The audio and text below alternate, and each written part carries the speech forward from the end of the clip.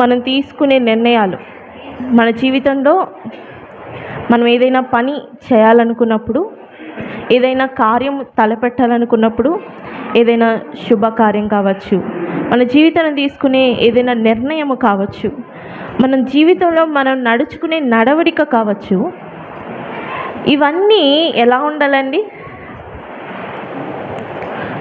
లోక మర్యాదను అనుసరింపక ఉండాలి. హల్లెలూయా, హల్లెలూయా. దయచేసి మరలా అందరికీ ఒక మాట చెప్తున్నాను, అందరూ శ్రద్ధగా వినండి, ఎవరు మీ మనస్సును మర్చుకోవద్దు, శ్రద్ధగా వినాల్సిన కోరుతున్నాను. ఈ లోక మర్యాదను అనుసరింపక మన జీవితంలో మనం తీసుకునే నిర్ణయాలు, మనం చేసే కార్యాలు, మన ప్రవర్తన దానికి దేవునికి తగినట్టుగా ఉండాలంట. హల్లెలూయా, హల్లెలూయా. దేవుని వాక్యం సెలవిస్తుంది, నా కుమారులు అనబడిన వాళ్ళే ఎవరు అంటే నన్ను అనుసరించేవారు. హల్లెలూయా. లోకమును అనుసరించక నన్ను అనుసరించువారే నా కుమారులు. హల్లెలూయా. ఈరోజు నా వర్తమానం దేని మీద అంటే, ఒకసారి చదువుకుందాం. రోమీలకు రాసిన పత్రిక 12వ అధ్యాయము 2వ వచనం చదువుకుందాము. రోమీలకు రాసిన పత్రిక 12వ అధ్యాయం 2వ వచనం. మీరు ఈ లోక మర్యాదను అనుసరింపక ఉత్తమమును అనుకూలమును సంపూర్ణమైన ఉన్న దేవుని చిత్తం మీద పరీక్షించి తెలుసుకొనున్నట్లు నీ మనస్సు మారి నూతన మగుట వలన రూపాంతరము పొందుడి. ఇక్కడ భక్తుడు ఒక మాట సెలవిస్తున్నాడు, ఏంటంటే మీరు అంటే సంఘము, దేవుని బిడ్డలు అయిన వారు ఎలా ఉండాలంట? ఈ లోక మర్యాదను అనుసరింపక, మొదటిది ఉత్తమమును అనుకూలమును సంపూర్ణమైన దాన్ని, దేవుని చిత్తానికి అనుకూలమైన దాన్ని మనం ఏం చేయాలంట? పరీక్షించి తెలుసుకొని దానికి తగినట్లుగా నడుచుకోవాలి. హల్లెలూయా, హల్లెలూయా. అప్పుడే క్రీస్తు యొక్క బిడ్డలముగా, ఆయన యొక్క కుమార్తెలముగా, ఆయన యొక్క కుమారులముగా మనం పిలువబడతాం. హల్లెలూయా. మందిరానికి వచ్చినంత మాత్రాన నువ్వు క్రీస్తుని అంగీకరించావు, నువ్వు క్రైస్తవురాలివి అని నువ్వు చెప్పుకోవచ్చు, కానీ నువ్వు నిజంగా దేవుని బిడ్డవి, నిజంగా దేవుని కుమార్తెవి, నిజంగా దేవుని కుమారుడు నువ్వు ఎప్పుడు అవుతావంటే ఇవి జరిగించినప్పుడు. హల్లెలూయా. లోక మర్యాదను అనుసరింపక ఉత్తమమును అనుకూలమును సంపూర్ణమైన దాన్ని దేవుని చిత్తానుసారంగా పరీక్షించి తెలుసుకొని అప్పుడు మన జీవితంలో ముందడుగు వేయాలి. హల్లెలూయా, హల్లెలూయా. కొన్నిసార్లు మనం తీసుకునే నిర్ణయాలు, మనం చేయాలనుకునే కార్యాలు, మనం మొదలు పెట్టాలనుకునే పని ఈ లోక మర్యాదను అనుసరించి మనం చేసేస్తూ ఉంటాం. ఎవరో ఏదో చెప్పారని, లేదా అందరూ ఇలాగే చేస్తారు కాబట్టి నేను కూడా ఇలాగే చేయాలని, మా చుట్టుపక్కల వాళ్ళు, మా ఇరుగు పొరుగు వాళ్ళు, మా బంధుమిత్రుడు ఇలా చేయమని చెప్పారు, ఈ కార్యం ఇలా చేయాలి, లేదంటే ఈ నిర్ణయం ఇలా తీసుకుంటే బాగుంటుందని చెప్పారు కాబట్టి వాళ్ళ మాటను నేను తీసుకొని నేను ఇలాగా నా జీవితంలో నిర్ణయం తీసుకుంటున్నాను, ఈ కార్యం చేయాలనుకుంటున్నాను అనే మాట ఏ క్రైస్తవుడి నోట రాకూడదు, ఏ దేవుని బిడ్డ నోట రాకూడదు. మొదటిగా మనం ఏ నిర్ణయం తీసుకోవాలన్నా, ఏ కార్యం మనం తలపెట్టాలనుకున్నా, మనము దాన్ని ఏం చేయాలంట? ఉత్తమమైనదా, అనుకూలమైనదా, సంపూర్ణమైనదా అని పరీక్షించి అప్పుడు ముందుకి వెళ్ళాలి. మొదటి మాట ఇక్కడ జ్ఞాపకం చేసుకుందాం, ఏంటంటే మొదటిది ఉత్తమము. ఏంటండి? ఉత్తమము. ఎవరికి ఉత్తమము? మన దృష్టికి ఉత్తమమా? దేవుని దృష్టికి ఉత్తమం. హల్లెలూయా. మన దృష్టికి ఉత్తమమైనవి చాలా ఉంటాయి ఈ లోకంలో, కానీ అవి దేవుని దృష్టికి ఉత్తమమైనవి కావు.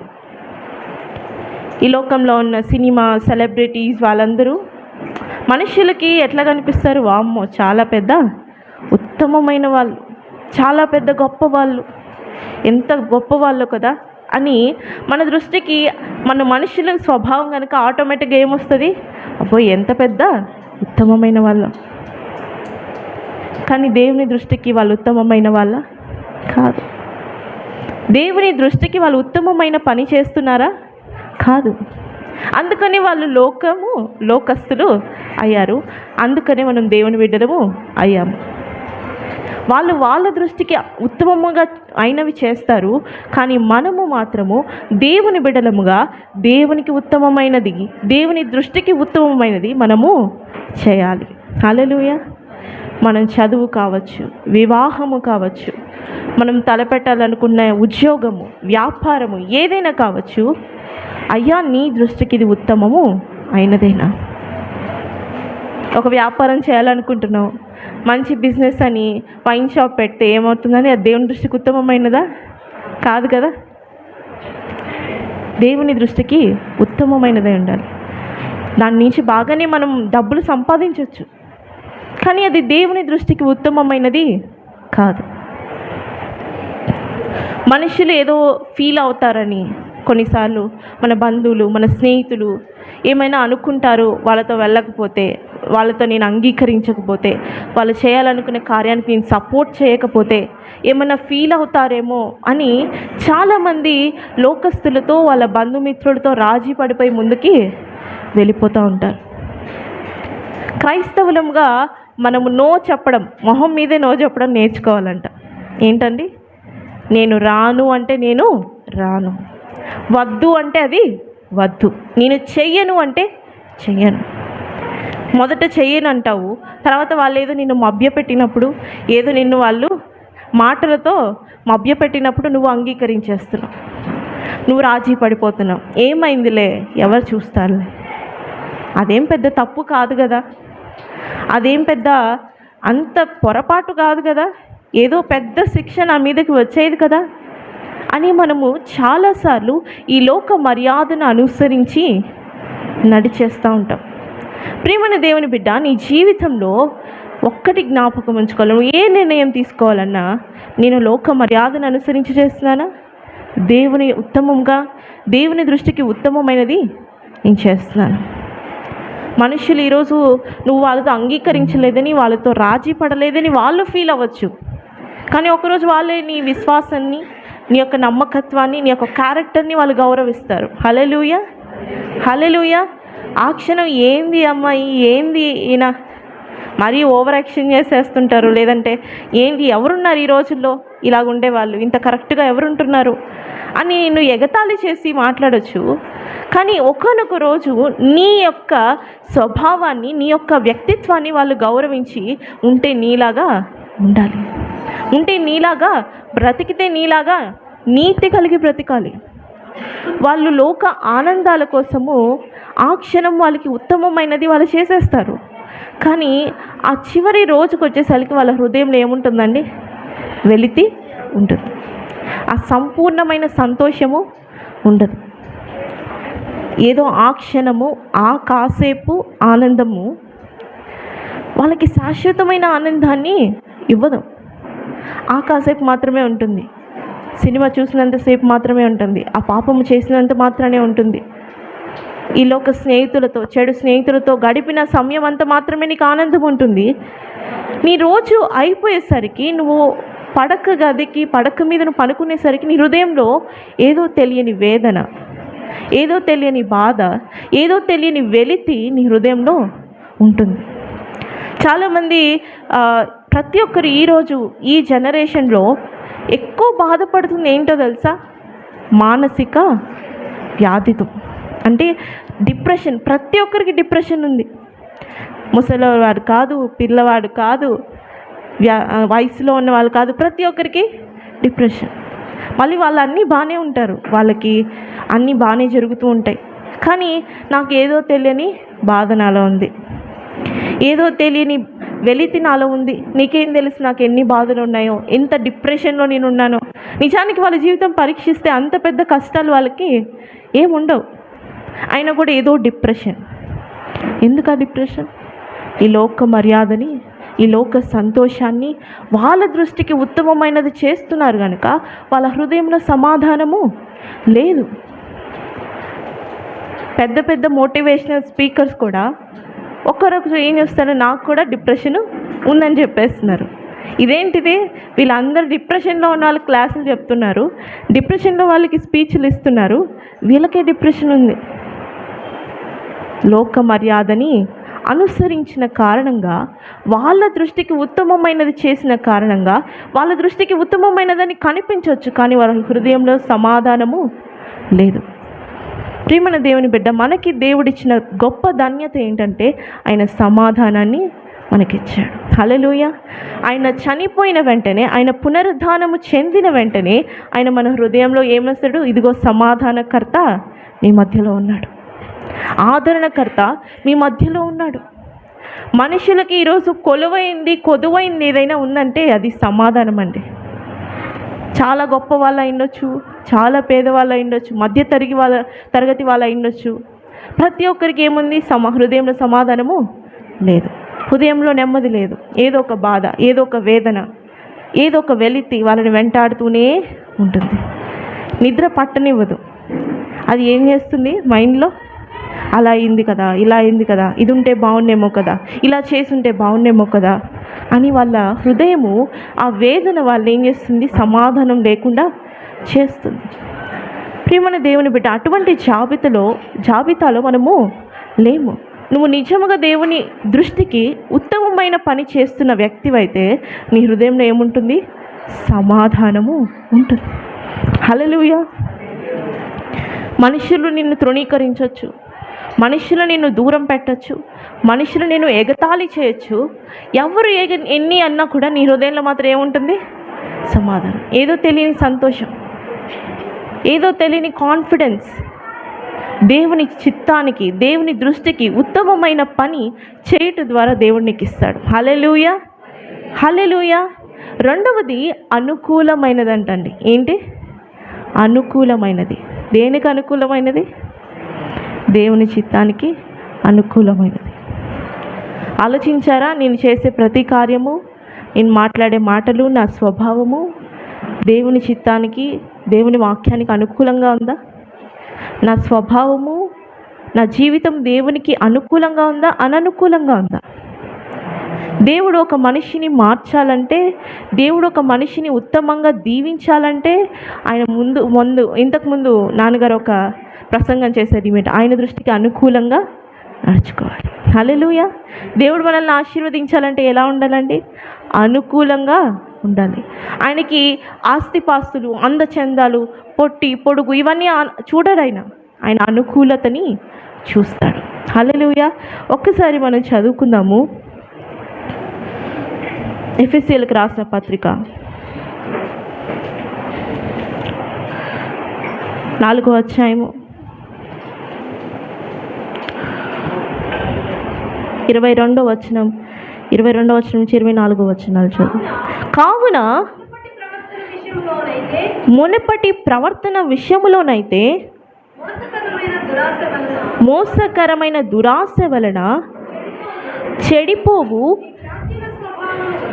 మీ ప్రాచీన స్వభావమును వదులుకొని మీ చిత్త వృత్తి యందు నూతన పరచబడిన వారై నీతియు యథార్థమైన భక్తి గలవారై దేవుని పోలికగా సృష్టించబడిన నవీన స్వభావమును ధరించుకొనుడి. హల్లెలూయా. ఇక్కడ ఒక మాట చెప్తున్నాడు పౌలు భక్తుడు. ఏంటంటే, కావున మీరు మునుపటి ప్రవర్తన విషయంలోనైతే మోసకరమైన దురాశ వలన చెడిపోవు మీ ప్రవర్తన స్వభావమును వదులుకొని ఏం చేయాలంట? ప్రాచీన స్వభావాన్ని వదులుకొని మీ చిత్త వృత్తి యందు నూతన పరచబడిన వారై ఉండాలి. హల్లెలూయా. మనమందరం ఎలా ఉండాలంట? మీ చిత్త వృత్తి యందు నూతన పరచబడిన వారై ఉండాలి. అంటే దేవుని నమ్ముకున్న ముందు మెర్సీ వేరే, అంటే దేవుణ్ణి తన సొంత రక్షకునిగా దేవుణ్ణి అంగీకరించక ముందు మెర్సీ వేరే, ఇప్పుడు అంగీకరించిన తర్వాత ఆయన చిత్తానుసారంగా ఆయన కుమార్తెగా మారిన తర్వాత నేను వేరే. ఈ యొక్క 2 వేరియేషన్స్ నీకు కనిపించాలి నీ జీవితంలో. నీ జీవితంలో దేవుణ్ణి అంగీకరించక ముందు నీ జీవితం ఎలా ఉంది, అంగీకరించిన తర్వాత ఎలా ఉంది. 2 ఒకేలాగా ఉన్నాయంటే నువ్వు సంపూర్ణంగా దాన్ని అంగీకరించలేదు. ఏంటండి? నీ ప్రాచీన స్వభావం అలాగే ఉంది, ఇప్పటికి కూడా నీ జీవితం అలానే ఉంది. నీ పాపములు మారలేదు, నీ చేష్టలు మారలేదు, నీ స్నేహాలు మారలేదు, నీ మాటలు మారలేదు, నీ స్వభావము మారలేదు, నీ ఎంజాయ్మెంట్స్ మారలేదు. ప్రాచీన స్వభావాన్ని వదులుకున్నామా మనము? వదులుకోలేదు. దేవునిలో నూతన పరచబడాలంటే ముందు ఏం చేయాలంట?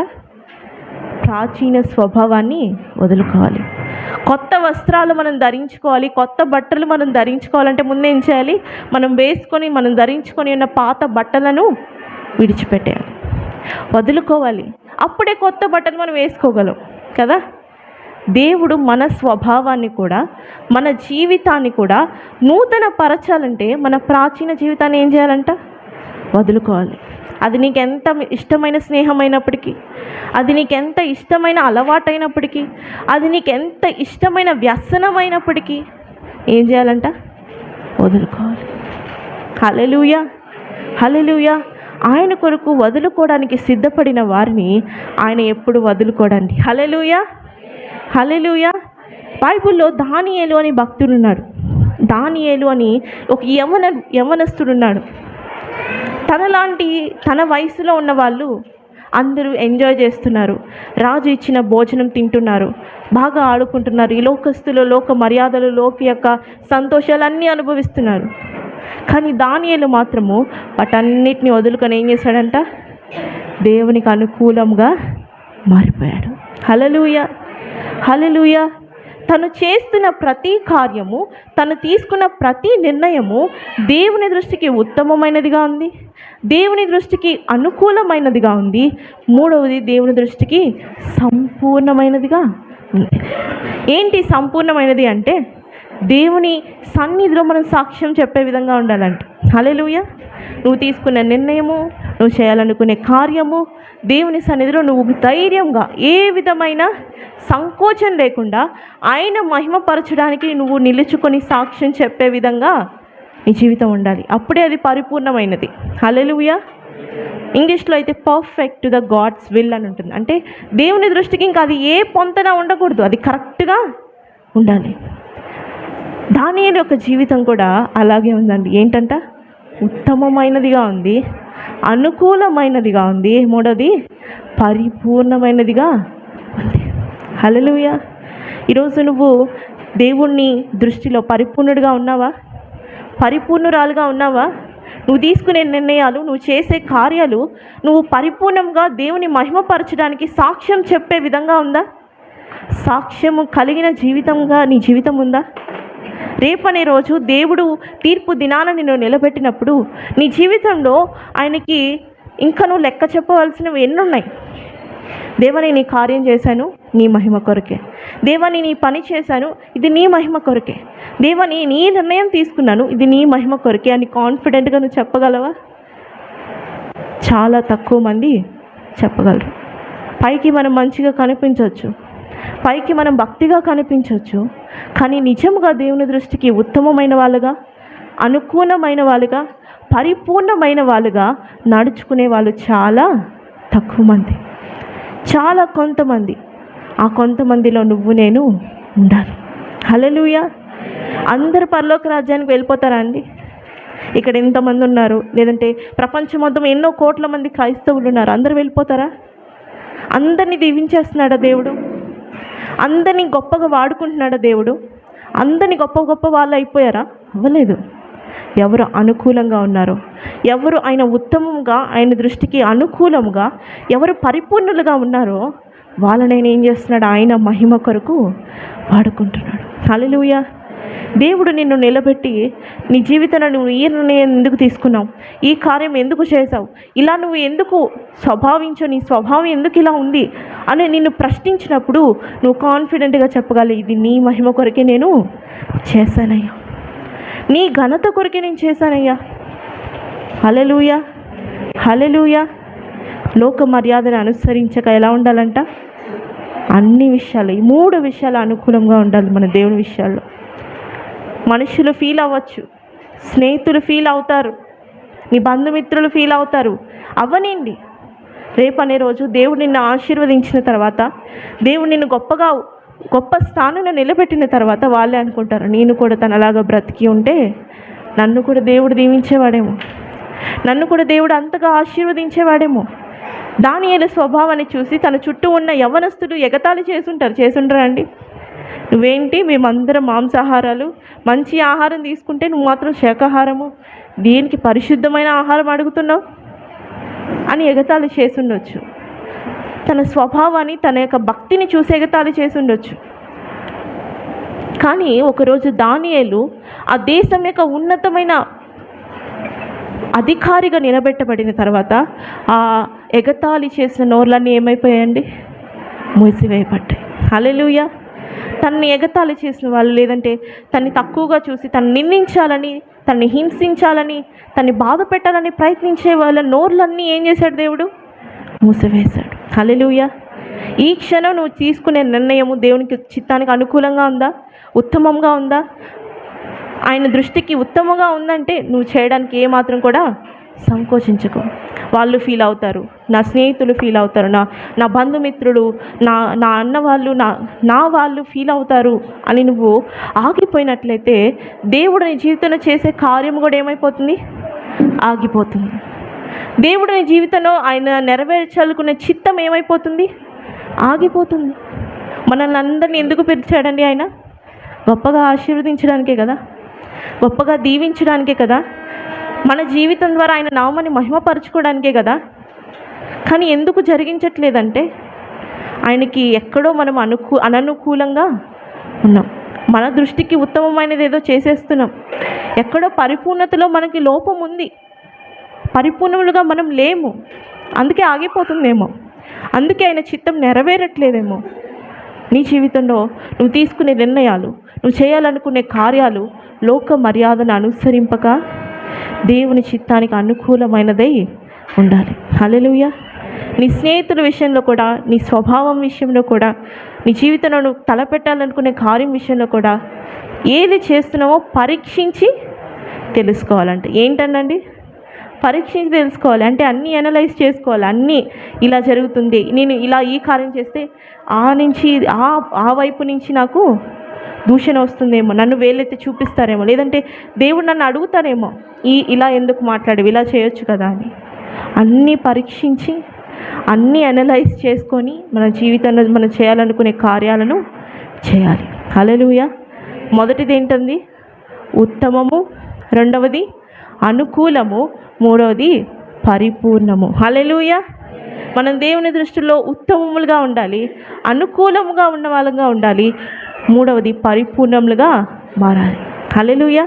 సగం సగం క్రైస్తవులుగా, సగం సగం భక్తి చేసేవాళ్ళుగా, సగం సగం దేవుని మాట వినేవాళ్ళుగా మనము ఉండకూడదు. మనం పరిపూర్ణతలోకి రావాలి. ఆ పరిపూర్ణత ఒక్క రోజులో రాదండి. నీ విశ్వాసాన్ని నువ్వు సాధన చేస్తూ, నీ జీవితంలో ఉన్న అనుభవాల గురించి నువ్వు నేర్చుకుంటూ, నీ స్వభావాన్ని నువ్వు మార్చుకుంటూ, నువ్వు రూపాంతరం చెందుతూ వెళుతుంటేనే ఒకరోజు నువ్వు పరిపూర్ణతలోకి వెళ్తావు. హల్లెలూయా. హల్లెలూయా. ఉందామా అండి ఆయన దృష్టికి పరిపూర్ణులుగా? ఎన్నో సంవత్సరాల నుంచి మందిరానికి వస్తుంటాం, ఎన్నో సంవత్సరాలు అయింటుంది దేవుని నమ్ముకొని, ఇంకా మనం పరిపూర్ణలుగా అవ్వట్లేదేమో, లేదంటే ఆ పరిపూర్ణమయ్యాక ఆ ప్రక్రియలో మనం లేవేమో. పరీక్షించుకొని మార్చుకుందాం. దేవుని దృష్టికి రూపాంతరం చెంది ఆయన స్వభావానికి అనుకూలంగా, ఆయన స్వారూప్యం కలిగిన బిడ్డలముగా, ఆయన కుమారులంగా, ఆయన కుమార్తెలంగా మనం ఆయన నామాన్ని మహిమపరుద్దాం. హల్లెలూయా. హల్లెలూయా. ఈ కొద్ది మాటలు మనం వెనక్కిలో దీవించబడును గాక. ఆమేన్. ఆమేన్.